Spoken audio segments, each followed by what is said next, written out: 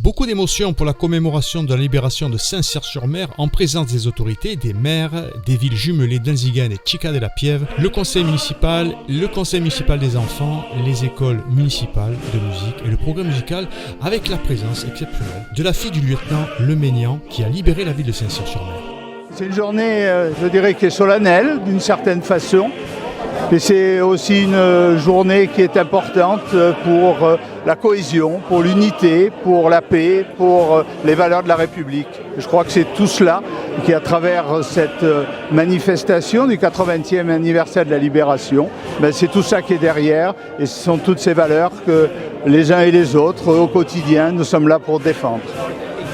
Je suis très touché d'abord d'avoir été invité pour célébrer cette commémoration à Saint-Cyr-sur-Mer. Je remercie le maire Philippe Barthélémy pour son invitation et j'espère maintenant qu'en France et dans toute l'Europe, nous resterons unis pour défendre la démocratie et que nous restions tous en paix.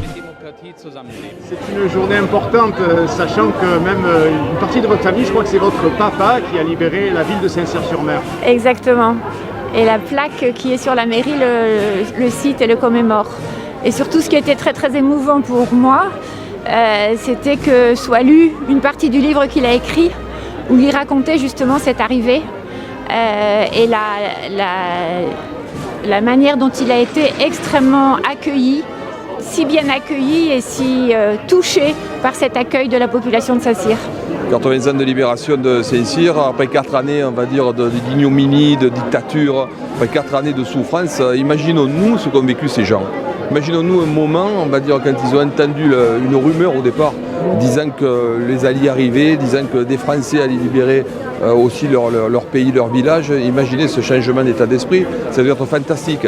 Quand on pense qu'aujourd'hui, nous, on vient se plaindre pour des petites choses, ces gens-là qui ont vécu la souffrance, la torture, qui ont vécu tout ce qui est de plus ignoble et la privation, imaginons simplement un moment, cette bascule entre la dictature, ce moment noir de notre histoire, et la liberté. Je pense que personne ne peut aujourd'hui savoir comment ces gens ont vécu ça. Et je pense que ça devait être un moment fantastique. J'aurais aimé être là, on va dire, pour le vivre avec eux, mais je suis très content de vivre dans un pays libre. Merci beaucoup.